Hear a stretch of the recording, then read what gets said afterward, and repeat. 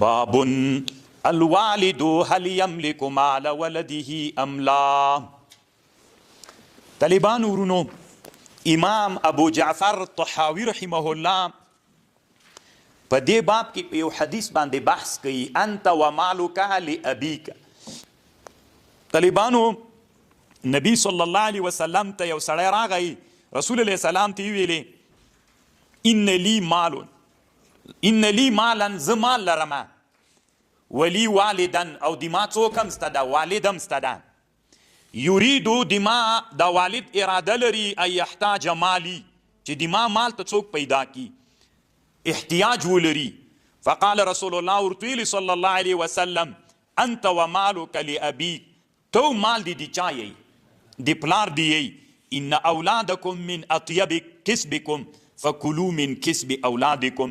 نو طالبانو دی حدیث نه بعض علما داسې استدلال کوي چې پلار دی چا په مال کې څوک کولی شي، د زوی په مال کې بس هغه د ده مال ده، یعنی د زوی مال د چا مال ده، د پلار مال ده. انت و مالک، تو پلار دی چا ملک یی، د پلار ملک یی. نو امام ابو جعفر طحاوی وی لدی حدیث نه بعض علما داسې استدلال کوي. قال ابو جعفر وی فذهب قوم الى ان ما كسبه الابن، کوم مال چې زوی ګټلی من مال فهو لابیه، دا دی چا ده، دا دی پلار ملک ده. واحتجوا في ذلك بهذا الاثار، دغه اثار چې اوس امام طحاوی ذکر کوي چې یو حدیث مې ویلی ترنه، لامدغه حدیث باندې دوی استدلال کوي چې دا دی چا مال ده، د پلار مال ده. او رښتیا هم تاسې فکر وکړئ اکثر علما له دغه حدیث نه په ظاهره داسې استدلال کوي، انت و مالک لابیک، تو مال دی د پلار یی، یعنی تم د پلار ملک کې، مال دیم د پلار ملک ده، ته بیخي ملک لرې نه چې پلار دی موجود، که یې ولرې هغه د پلار ملک ده. یوه ډله علما له دې حدیثه داسې استدلال کوي. تاسې په خبر باندې پوه شولئ. یو بله ډله وخالفهم فی ذلک آخرون، بلې ډلې طالبانو له دې سره خلاف کړی ده، خلاف یې داسې کړی طالبانو ورونو، دا خلاف په یو ورې پرېږدو. بله ډله علما داسې وایي چې له دې حدیث سره نور احادیث معارض راغلي، دې حدیث سره نور احادیث معارض راغلی دي. څنګه معارض راغلی دي؟ یو لغه حدیثونه چې نبی علیہ السلام په حجة الوداع کې هغه خطبه چې ویلې، په خطبه کې ګورئ رسول علیہ السلام داسې ویلې چې حرم نبی علیہ السلام هلته چې په هغه باندې ودرېد تقریر باندې صحابو نه یې پوښتنه وکړه کومه ورځ ده دا؟ دی نبی علیہ السلام ورته ویلې ان دماءکم و اموالکم و احسبوا قال و اعراضکم علیکم حرام کحرمتی. کنه نبی علیہ السلام ورته ویلي په تاسې باندې د بل چا مال حرام ده، په تاسې د بل چا مال څوک ده؟ حرام ده. نو خو ګوره طالبانو د زوی مال دا د زوی ملک ده که نه؟ پلار ته پکې تصرف کول حرام ده، ځکه حدیث کې داسې راغی ان اموالکم ان دماءکم و اموالکم و احسبوه قال اعراضکم، دا په تاسې حرام دي. نو خدا د چا مال سو؟ د زوی مال سو. نو د زوی مال په چا باندې حرام ده؟ په پلار باندې، چې څوک پکې وکړي تصرف پکې وکړي ځان ته یې واخلي. نو انت و مالک لابیک له هغه نه داسې معلومېده چې د زوی مال د پلار ملک ده. له دې حدیث نه څه معلومیږي؟ چې حرام ده پلار دپاره چې د زوی مال د ده مال وګرځي، لکه دا پردی مال ده. او نبی صلی الله علیه وسلم په همدغه حدیث کې خطبه د یوم النحر ان اموالکم و اعراضکم و دماءکم حرام بینکم في مثل يومكم هذا في مثل بلدكم هذا الا ليبلغ الشاهد الغائب، شاهد دی غائب ته دا خبر ورسي. دا حدیث لغه سره څوک سو؟ معارض راغی. او بل امام ابو جعفر طحاوی رحمه الله یو بل خبرم کوي، هغه داسې د طالبانو ورونو امام طحاوی حدیث نقل کوي د عبدالله بن العمر بن العاص نه حدیث ده، ان رسول الله صلی الله علیه وسلم قال لرجل، یو سړي ته یې ویلې امرت ليوم الاضحى عيدا جعله الله لهذا الأمة، فقال الرجل أفرأيت إن لم أجد إلا منيحة ابني أفأضحي بها؟ قال لا.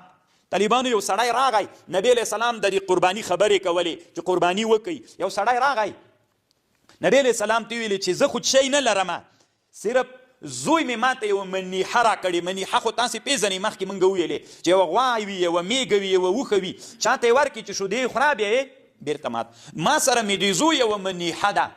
نو بل شی زه نه لرمه، زه مې د دې زوی په منیحه باندې قرباني وکم که یې ونه کمه. نبی علیه السلام څه ورته ویلې؟ لا ولکن تأخذ من شعرک و اظفارک، نه قرباني پې ونه کې، شعر ویښتان دي، نوکان دي، بریتونه دي، وتحلق عانتک فذلك تمام اضحیتک عند الله. ګوره طالبانو له دې حدیث نه نبی علیه السلام د صحابي ته اجازه وکړه چې ته قرباني پې وکړه. ولې؟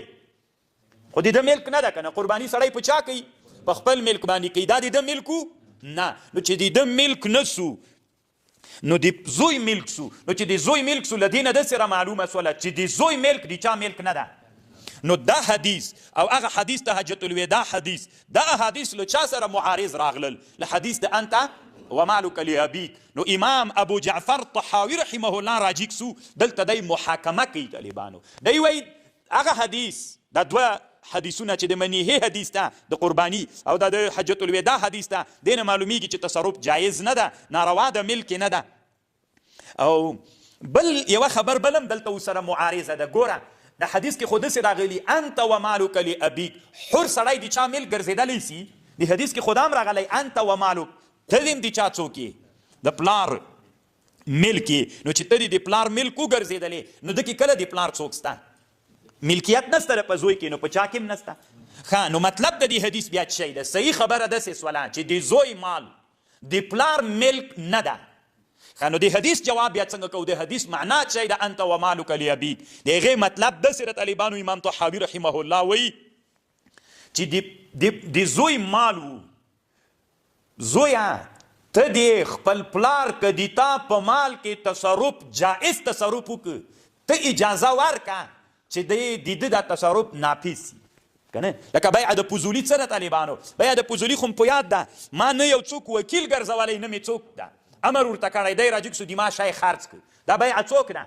موقوف ده. د ما تر چا پورې؟ د ما تر اذن پورې. که ما اجازه وکړه بیعه څوک؟